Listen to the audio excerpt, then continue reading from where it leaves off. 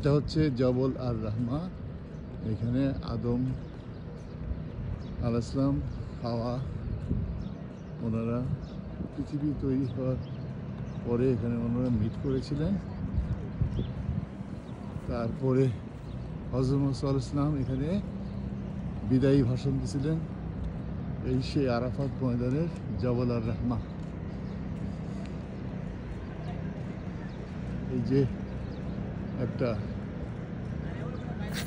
একটা পিলারের মতো আছে, দেখতে পাচ্ছেন দূরে। ওই পিলারে, ওই জায়গায় দাঁড়িয়ে উনি শেষ বিদায় ভাষণ দিয়েছিলেন আরাফাতের ময়দানে। পাশে এখানে হাজিদের সুবিধার্থে আরাফাত ময়দানে নানা রকম সুযোগ সুবিধা আছে। এর মধ্যে এখানে কত বড় একটা, দেখুন কত বড় একটা টয়লেট সম্প্রতি তৈরি করা হয়েছে ছেলে মেয়েদের জন্য। Everything air conditioned. এখন অনেক পরিবর্তন হয়ে গেছে। আমি 12 বছর আগে এখানে এসেছিলাম, তার তুলনায় এটা একটা এখন সাংঘাতিক উন্নত জায়গা হয়ে গেছে। সব কিছু পাওয়া যায়, মানুষের কোনো অসুবিধা হবে না। এখন হজে আসলে আরাফাত ময়দানে আগে অনেক কিছু ছিল না, ম্যানেজমেন্টও দুর্বল ছিল, আর এই সমস্ত জায়গায় আসতে গেলে কষ্ট হতো অনেক। এখন ট্রেন আছে, বাস আছে এবং রাস্তাঘাটগুলো খুবই উন্নত। তারপরে থাকার ব্যবস্থা খুবই উন্নত, বাথরুমের ব্যবস্থা উন্নত। কাজে মানুষের আগের সে অসুবিধা।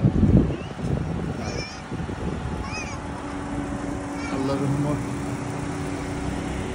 এর জায়গা এটি আমাদের কিয়ামতের ময়দানও হবে। আর এই যে জবল আর রহমা যেটা দেখছেন, একটা পিলার পিছন দিকে, সেখানে আমাদের নবী করিম সাল্লাল্লাহু আলাইহি ওয়াসাল্লাম উনি সাহাবীদের উদ্দেশ্যে আজ থেকে প্রায় 1450 বছর আগে শেষ বাণী দিয়েছিলেন। এই দেখুন, এই সামনে এখানে অনেক মানুষ আসে প্রতিদিন দেখতে, বেড়াতে আসে, এই সমস্ত স্মৃতি রোমন্থন করার জন্য। এই দেখুন কত উন্নত হয়েছে, চতুর্দিকে সুন্দর ব্যবস্থা, গার্ডের পোস্ট, পানি, বাথরুম, কোনো কিছুর অভাব নেই।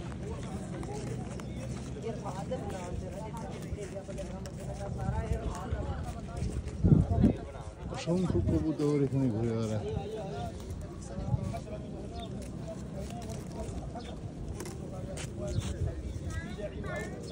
খুবই সুন্দর দৃশ্য, খুবই সুন্দর জায়গা, মাশাআল্লাহ।